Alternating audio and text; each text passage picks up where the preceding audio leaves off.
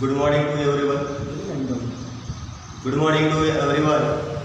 आपण कालपासून human health and diseases टॉपिकला सुरुवात केलेली आहे. कालच्या बॅचमध्ये आपण क्लासिफिकेशन ऑफ डिसीजेस पाहत होतो. You knows very well student.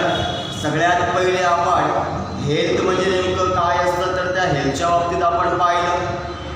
त्यानंतर आपण आपल्या हेल्थला कसं मेंटेन करू शकतो तर त्याबद्दल सुद्धा आपण पाहिलं. आणि त्यानंतर आपण कॉमनली डिसीजची डेफिनेशन आणि डिसीजची आपण टाईपचं क्लासिफिकेशन पाहत होतो. आता सगळ्यात पहिले कालच्या बॅचमध्ये आपण पाहत असताना हेल्थ म्हणजे काय असते तर सगळ्यात पहिले you knows very well that this definition of the health. आपण जी हेल्थची डेफिनेशन्स केली तर ती जी डेफिनेशन्स आहेत this definition is given bye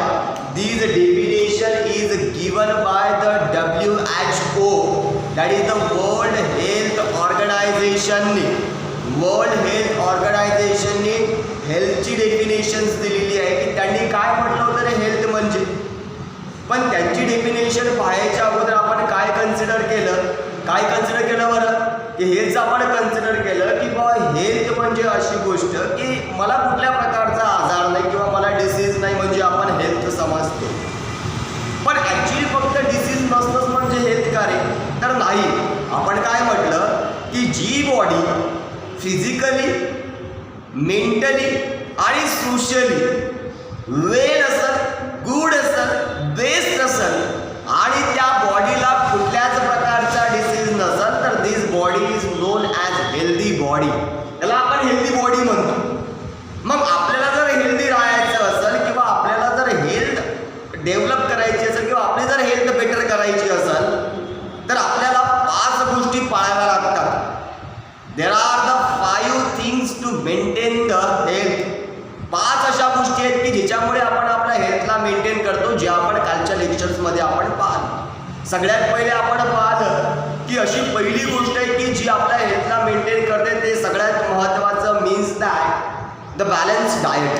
आपला जो आहार आहे, आपलं जे जेवण आहे तर ते प्रॉपर आणि बॅलन्सफुल असायला पाहिजे, जेणेकरून आपल्या बॉडीला प्रत्येक न्यूट्रिएंट्स मिळतील, त्या न्यूट्रिएंट्स विटामिन्स मिळतील, कार्बोहायड्रेट मिळेल, प्रोटीन मिळेल आणि व्यवस्थित मिळेल. आणि अशा प्रकारच्या आहाराला आपण बॅलन्स डाएट म्हणतो, जो आपण रेग्युलरली घेतला पाहिजे, ज्याच्यामुळे आपली हेल्थ मेंटेन राहते. सेकंडली आपण पाहिलं की रेग्युलर एक्सरसाइज, रोज व्यायाम केला गेला पाहिजे, जेणेकरून आपल्या ज्या मसल्स आहेत, आपली जी बॉडी आहे तर यांच्यामध्ये प्रोसेसेस होतील आणि त्या मजबूत होतील, जेणेकरून आपल्याला चांगली हेल्थ डेव्हलप होईल. रोज व्यायाम केल्याने बॉडीची इम्युनिटी पॉवर वाढतं, बॉडीची प्रतिकारक्षमता वाढते आणि आपली बॉडीसुद्धा मजबूत होते, ज्याच्यामुळे आपण आपल्या हेल्थला काय करतो मेंटेन करू शकतो. थर्ड थिंग्स आहे की प्रॉपर हायजीन. आपल्या शरीराची जी स्वच्छता आहे तर ती प्रॉपर झाली पाहिजे. आपल्या शरीराची जी स्वच्छता आहे ती प्रॉपर झाली पाहिजे. जसं आपण पाहतो की रेग्युलर जर आपण disposal of our waste product, आपले जे काही वेस्ट प्रोडक्ट आहेत मग ते युरिन असो, स्टूल असो, तर हे जे काही रेग्युलरली जे वेस्ट प्रोडक्ट आहे यांचं रेग्युलरली डिस्पोज झाला पाहिजे. याला आपण रेग्युलरली एक्सक्रीट केलं पाहिजे, बाहेर टाकलं पाहिजे, जेणेकरून आपल्या बॉडीमध्ये आपली हेल्थ काय होईल रे बेटा मेंटेन होईल. ही तिसरी थिंग्स होती. पहिली things balance diet, second things आपण कॉमनली पाहिली that is the regular exercise, third things आपण पाहतो प्रॉपर हायजीन आणि फोर्थ थिंग्स जी आहे तर ती आहे रे बेटा गुड हॅबिट. चांगल्या सवयी, आपल्याला चांगल्या सवयी हव्या, आपल्याला गुड हॅबिट पाहिजे. म्हणजे फॉर एक्झाम्पल चांगल्या सवयी म्हणजे नेमकं काय की रोज नखं काढणं, जेवण करायच्या अगोदर हात वगैरे धुणं, संडासून आल्यानंतर किंवा टॉयलेट करून आल्यानंतर आपले हात स्वच्छ धुणं, म्हणजे स्वतःची वैयक्तिक स्वच्छता आपल्याला मेंटेन करायची आहे, जेणेकरून आपण आपल्या हेल्थला मेंटेन करू शकतो.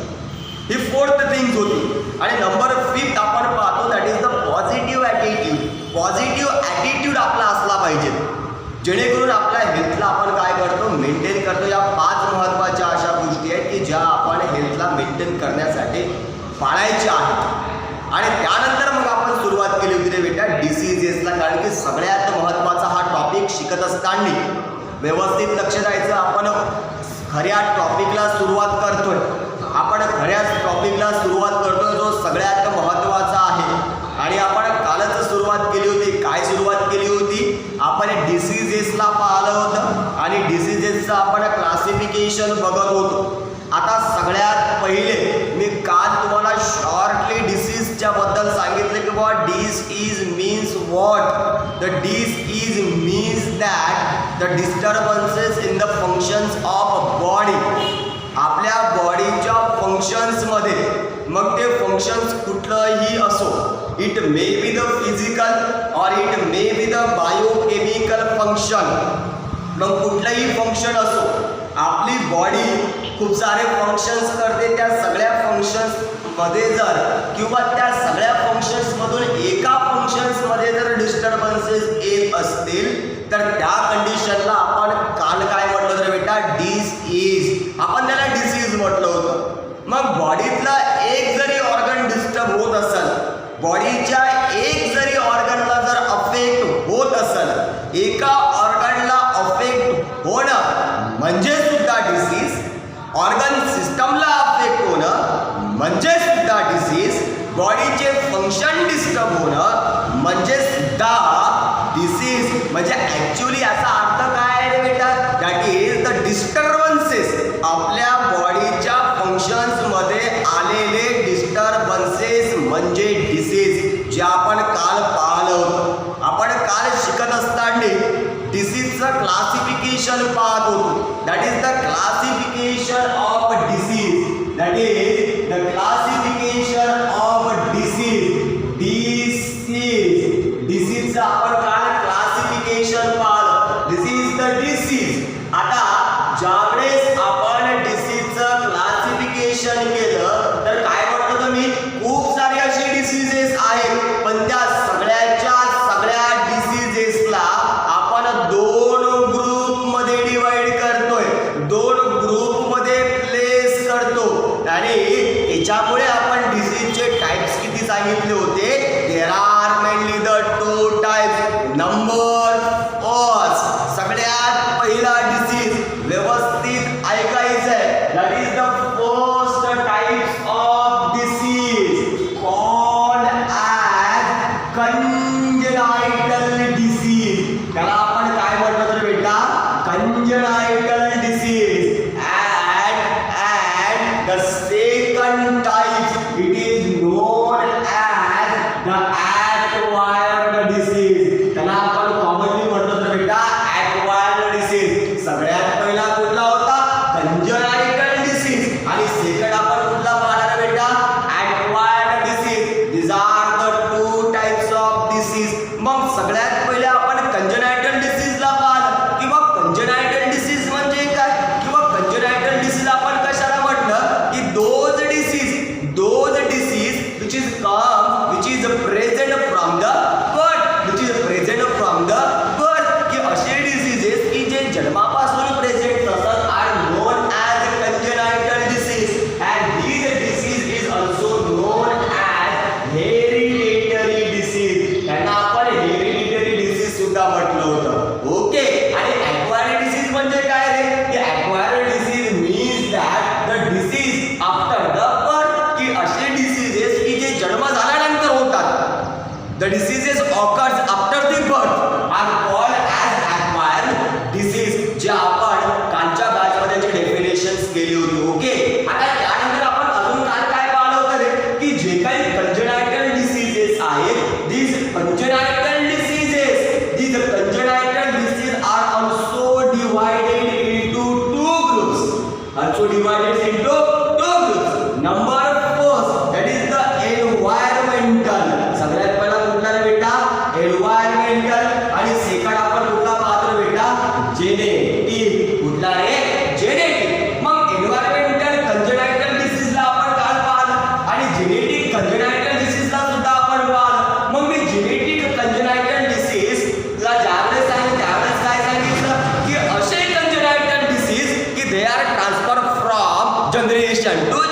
जनरेशन टू जनरेशन, की असे डिसीजेस की जे जनरेशन टू जनरेशन ट्रान्सफर होतात, ते नेव्हर डिसअपियर, ते प्रेझेंट परमनंटली, जे परमनंटली प्रेझेंट असतात. These types of disease known as the genetic congenital disease. पाहिलं होतं का? आणि एन्व्हायरमेंटल कंजनायटल डिसीज म्हणजे काय? The disease which is present from the birth. असे डिसीजेस की जे जन्मापासून आहेत, but they not transfer generation to generation means they are not permanently, जे permanently present नसतात, are known as environmental congenital disease. Those permanently present called as genetic congenital disease. पाहिलं होतं कालच्या बॅच मध्ये? यस. आता सगळ्यांनी लक्ष द्यायचं, एक्झाम्पल लक्षात ठेवायचं की जो काही एन्व्हायरमेंटल डिसीज आहे, जो एन्व्हायरमेंटल कंजनायटल डिसीज आहे, जे मी दोन एक्झाम्पल सांगितले होते. एक की फाटलेले जे ओठ असतात, यू नोज व्हेरी वेल, जन्मल्याबरोबर काही मुलांचे ओठ फाटलेले असतात, तर those disease can not transfer to generation. तो disease generation to generation transfer होत नाही. म्हणजे तो कुठला डिसीज आहे बेटा? Environmental congenital disease. So that's why environmental congenital डिसीजचं एक्झाम्पल लक्षात ठेवायचं आहे. First hare lips. कुठलं बेटा? Hair lips. आणि सेकंड पाय जर बेटा, सेकंड लक्षात ठेवायचं क्लेफ्ट पॅलेट. कुठलं? Cleft palate. कुठलं ठेवतात? Cleft palate. आता क्लेफ्ट पॅलेट म्हणजे काय? की टाळूला जीभ अटकलेली असते. ओके, म्हणजे जे तोत्रे बोलतात. तुम्ही पाहता की काही मुलं लहानपणी र म्हणता येते, ते ल म्हणतात. र नाही येत त्यांना ल म्हणतात, म्हणजे थोडेसे तोत्रे बोलतात. तर याचं कारण आहे क्लेफ्ट पॅलेट. कुठलं कारण आहे? Cleft palate. So these are the environmental congenital disease. नाव सगळ्यात महत्त्वाचं आहे की जेनेटिक. आपण जेनेटिक डिसीजला पाहत असताना या जेनेटिक डिसीजला आपण दोन ग्रुपमध्ये डिवाइड केलं होतं. सगळ्यात पहिला जो ग्रुप होता, it is known as the single gene mutation. कुठलं बेटा? Single gene mutation. Single gene mutation. आणि सेकंड जो ग्रुप आहे, it is known as chromosomal. It is known as chromosomal aberration. त्याला आपण कॉमनली म्हणतो बेटा क्रोमोझोमल ॲबरेशन. आता लक्ष द्यायचं की ॲक्च्युअली सिंगल जीन म्युटेशन आणि क्रोमोझोमल ॲबरेशन म्हणजे काय? आता बॉडीमध्ये जेवढे काही फंक्शन्स आहेत, या प्रत्येक फंक्शनसाठी आपल्या बॉडीमध्ये वेगवेगळे क्रोमोझोम्स आहेत आणि त्यांच्या जीन्स असतात. आता यू नोज व्हेरी वेल की ह्युमन बीइंग्समध्ये आपण 46 क्रोमोझोम्स पाहतो. त्या 46 पैकी 44 हे ऑटोझोम्स असतात आणि जे दोन असतात तर ते काय असतात? सेक्स क्रोमोझोम असतात, जे सेक्स फंक्शन करण्याचं काम करतात, जे सेक्स डिटरमाइन करण्याचं काम करतात. फिमेलमध्ये XX, मेलमध्ये XY, की जे सेक्स डिटरमाइन करण्याचं काम करतात. पण बाकीचे जे उरले, this all the chromosome are maintain the other functions of the body, जे आपल्या बॉडीच्या अदर फंक्शन्सला डिटरमाइन करण्याचं काम करतात. मग आता ॲक्च्युली काल शिकत असताना आपण पाहिलं सिंगल जीन म्युटेशन म्हणजे काय? तर सगळ्यात पहिले आपण काय केलं की सेल पाहतो. सेलमध्ये न्यूक्लियस असतं आणि त्या न्यूक्लियसमध्ये काय असतात तर बेटा क्रोमोझोम्स असतात. आणि त्या क्रोमोझोमच्या वरती काय असतात? जीन्स असतात. एवढं लक्षात ठेवायचं आहे. सेलमध्ये न्यूक्लियसच्या आतमध्ये आपण पाहतो क्रोमोझोम्स आणि क्रोमोझोम्स वरती काय असतात? जीन्स असतात. So this are the genes. हे जसा क्रोमोझोम आहे आणि याच्यावरती जे काही माझे नख दिसतात, it is known as the genes. आता ॲक्च्युली झालं काय?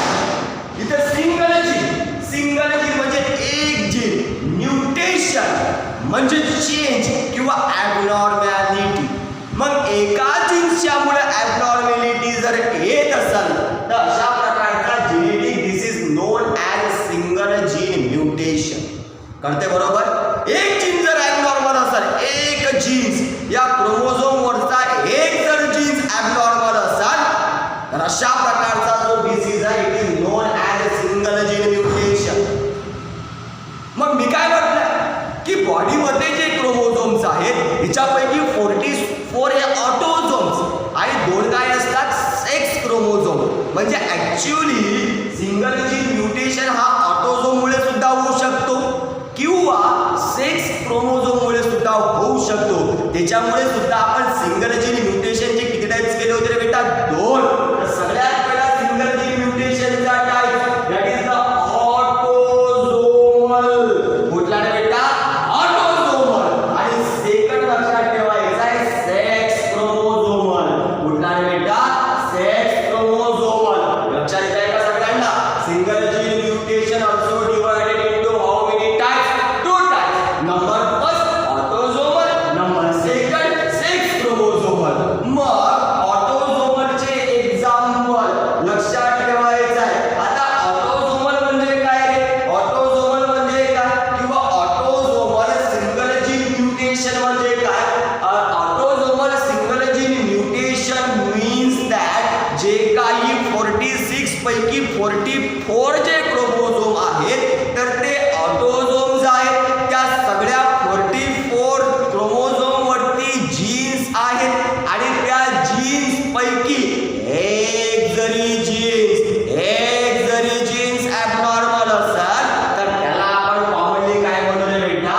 Autosomal single gene mutation. Example लक्षात ठेवायचं आहे सिकल सेल ॲनिमिया. काय लक्षात ठेवणार रे बेटा? Sickle cell anaemia.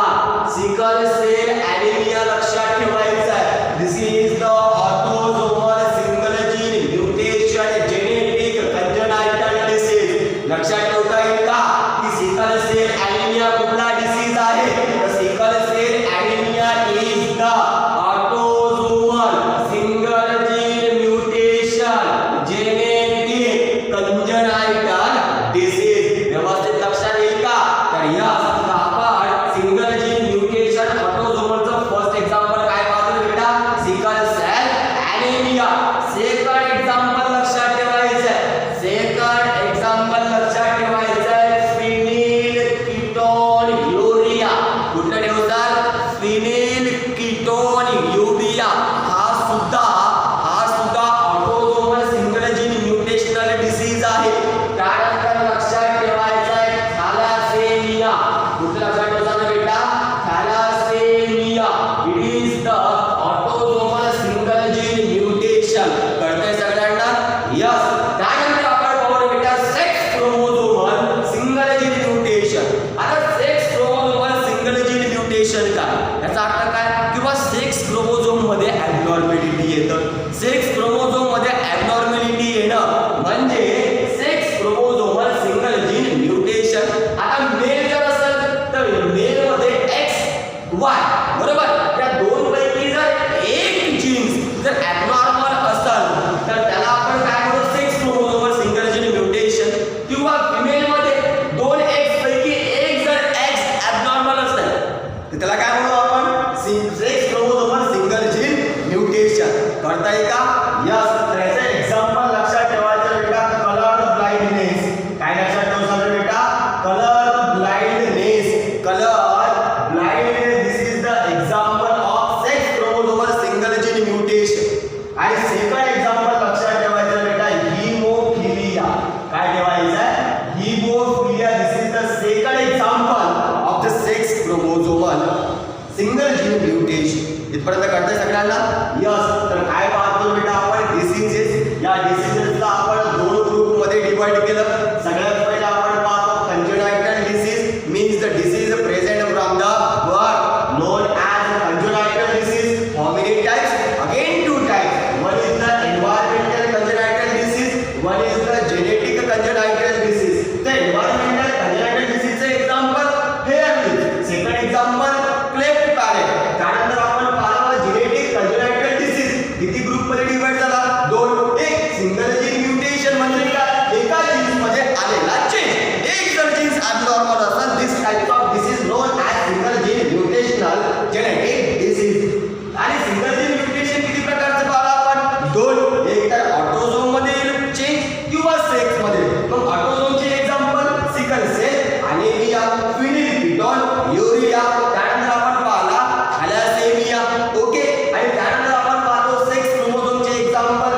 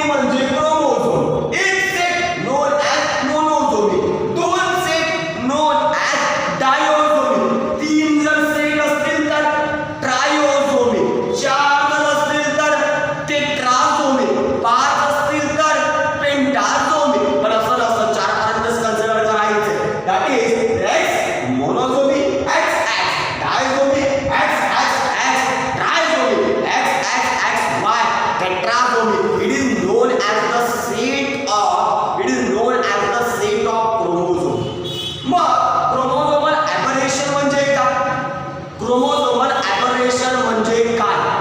तर क्रोमोझोमल ॲबरेशन मीन्स दॅट आता जर आपण कन्सिडर केलं की एक्स वाय आहे, तर ह्याच्यापैकी एक क्रोमोझोम डिलीट होणं, जो एक्स होता ह्याच्यापैकी एक जीन्स हा डिलीट होणं किंवा या जीन्स मध्ये आणखी एक जीन्स वाढणं, या दोन ह्याच्यामध्ये आणखी एक जीन्स वाढणं किंवा या दोन ह्याच्यामधून एक काय होणं डिलीट होणं, it is known as chromosomal aberration. याला आपण म्हणतो बेटा क्रोमोझोमल ॲबरेशन. मग हे क्रोमोझोमल ॲबरेशन ऑटोझोम मध्ये सुद्धा असतं आणि सेक्स क्रोमोझोम मध्ये सुद्धा होऊ शकतं. त्याच्यामुळे chromosomal aberration is divided into again how many groups? Two groups. One is the autosomal aberration, second the sex chromosomal aberration. Autosomal aberration, sex chromosomal aberration. मग ऑटोझोमल ॲबरेशन म्हणजे काय की ऑटोझोम जे आहेत तर त्या ऑटोझोम मध्ये एक तर जीन्स ऍड होईल, नाही तर त्याच्यामधून काय होईल रे बेटा रिमूव्ह होईल. तर एक्झाम्पल लक्षात ठेवायचं आहे, ऑटोझोमचं एक्झाम्पल लक्षात ठेवायचं आहे, ऑटोझोमचं एक्झाम्पल लक्षात ठेवायचं आहे डाऊन सिंड्रोम. काय लक्षात ठेवतात रे बेटा? Down syndrome. काय लक्षात ठेवतात? Down syndrome. आता ऍक्च्युअली डाऊन सिंड्रोम म्हणजे काय? आता मला सांगा 44 ऑटोझोम्स आहेत, 44 ऑटोझोम्स आहेत, तर त्या 44 पैकी जी 21 नंबरचा क्रोमोझोम्स असतो, त्या 44 पैकी कुठला रे बेटा 21. या 21 क्रोमोझोम मध्ये आणखी एक क्रोमोझोम वाढतो, टोटल आहेत किती रे बेटा 46 आहे. टोटल आहेत किती 46. या 46 पैकी कुठला 21 हा ऑटोझोम आहे का सेक्स आहे? ऑटोझोम आहे. मग 21 मध्ये जर एक जीन्स वाढत असेल, टोटल आहेत किती 46. वाढला किती? एक. कुठं वाढला? 21 मध्ये. 21 कोण आहे? ऑटोझोम. म्हणजे हा कुठला डिसीज झाला? ऑटोझोमल ॲबरेशन. 21 वरती वाढला म्हणजे ऑटोझोम आहे का? यस. त्याच्यामुळे ऑटोझोमचे एक्झाम्पल कुठला रे बेटा डाऊन सिंड्रोम. मग 46 मध्ये एक आला, 46 मध्ये एक आला means how many chromosome 47. How many chromosome 47. मी काय म्हटलं होतं? जीन्स वाढणं किंवा कमी होणं नोन ॲज क्रोमोझोमल ॲबरेशन. इथं वाढला, ऑटोझोम्स मध्ये वाढला, त्याच्यामुळे आपल्याला काय म्हणतात क्रोमोझोमल ॲबरेशनल टाइप्स ऑफ डिसीज. तर ऑटोझोमचं एक्झाम्पल काय लक्षात ठेवायचं आहे? Down syndrome. कुठल्या क्रोमोझोम वरती वाढतो? 21 नंबरच्या. लक्षात ठेवायचं आहे 47 होतो. ओके. त्यानंतर पाहू बेटा आपण सेक्स क्रोमोझोम आपण क्रोमोझोमल ॲबरेशन पाहू. दोन एक्झाम्पल लक्षात ठेवायचं आहे. दोन एक्झाम्पल लक्षात ठेवायचं, दिसत नाही मी वरती लिहितोय. दोन एक्झाम्पल लक्षात ठेवायचे सेक्स क्रोमोझोमचं. सगळ्यात पहिले एक्झाम्पल लक्षात ठेवायचं आहे क्लाइनफेल्टर सिंड्रोम. कुठला बेटा? Klinefelter syndrome. क्लाइनफेल्टर सिंड्रोम म्हटलं तरी चालेल. आता Klinefelter syndrome is the example of sex chromosome aberration. म्हणजे ऍक्च्युअली काय रे, एक तर जीन्स हा सेक्स क्रोमोझोम मध्ये वाढेल किंवा काय होईल कमी होईल. आता लक्ष द्यायचं, सगळ्यांनी लक्ष द्यायचं. टोटल किती असतात? 46. टोटल असतात किती? 46. 46 पैकी 44 काय झाले? ऑटोझोम. 46 पैकी 44 काय झाले? ऑटोझोम. आणि मुली कोणते रे बेटा? एक्स. मेल आहे, फिमेल आहे, तर XX काय होतं रे? XX.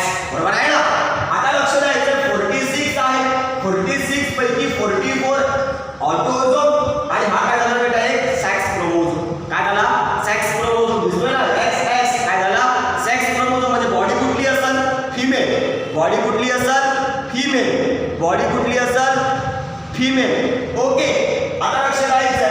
की याच्यामध्ये जर एक जीन्स वाढत असेल, याच्यामध्ये जर एक जीन्स वाढत असेल म्हणजे हा वाय वाढला, म्हणजे how many genes are here, that is the 47. म्हणजे वाढला ना, हा वाय आला याच्यामध्ये, म्हणजे किती झाले बेटा 47. तर अशा प्रकारचा जो डिसीज आहे it is known as Klinefelter syndrome. म्हणजे सेक्स क्रोमोझोम मध्ये जर जीन्स वाढत असेल तर it is known as Klinefelter syndrome. म्हणजे how many chromosome in here 47. आणि सेकंड एक्झाम्पल लक्षात ठेवायचं आहे, सेकंड एक्झाम्पल लक्षात ठेवायचं आहे टर्नर सिंड्रोम. काय दिवसाला बेटा टर्नर सिंड्रोम. तिथं सुद्धा असं की टर्नर सिंड्रोम हा सेक्स क्रोमोझोमचा डिसीज आहे. म्हणजे ऍक्च्युअली काय आहे, इथे एकतर सेक्स मध्ये वाढेल किंवा सेक्स मधला काय होईल कमी होईल. तर इथे टर्नर मध्ये काय होतं की 46 पैकी 44 ऑटोझोम आणि एक जो असतो तो असतो रे बेटा सेक्स क्रोमोझोम. तर याच्यामध्ये सेक्स क्रोमोझोम मधला एक मायनस होतो, म्हणजे 46 मधून एक गेला, राहिले किती रे बेटा 45. याच्यामुळे इथं आपण लक्षात ठेवू बेटा 0 x 0. म्हणजे याच्यापैकी x काय झाला रे, काय झाला रिमूव्ह झाला, डिलीट झाला, आणि इथं काय झाला बेटा ऍड झाला. तर अशा प्रकारचा जो डिसीज असतो त्याला आपण काय म्हणतो बेटा क्रोमोझोमल ॲबरेशन. क्लेन-फिल्टर मध्ये काय होतो ऍड, टर्नर मध्ये काय होतो डिलीट, डाउन मध्ये काय होतो ऍड, इथं ऍड होतो 21, इथं कुठे ऍड होतो सेक्स क्रोमोझोम. टर्नर सिंड्रोम मधून कोण चाललं जातं जीन्स, कुठल्या क्रोमोझोम मधून सेक्स क्रोमोझोम. आता लक्षात ठेवायचं तर जेनेटिक मध्ये single gene mutation, autosomal, example sickle cell anaemia, जे काही एक्झाम्पल व्यवस्थित लक्षात ठेवायचं. क्रोमोझोमल ॲबरेशनचं ऑटोझोमचं example, Down syndrome, single gene mutation sex क्रोमोझोमचं एक्झाम्पल, कलर ब्लाइंडनेस आणि आपण पाहतो हिमोफिलिया आणि क्रोमोझोमल ॲबरेशन सेक्स क्रोमोझोमचं एक्झाम्पल पाहायचं बेटा Klinefelter syndrome. How many chromosome here 47. एक जास्त आहे म्हणजे एक वाढला. सेकंड लक्षात ठेवायचं टर्नर सिंड्रोम म्हणजे एक कमी झाला, how many chromosome 45. So this is the idea about the congenital disease. उद्याला आपण पाहूया बेटा ॲक्वायर्ड डिसीजेस. ओके, याच्यासाठी ॲवडस. थँक्यू.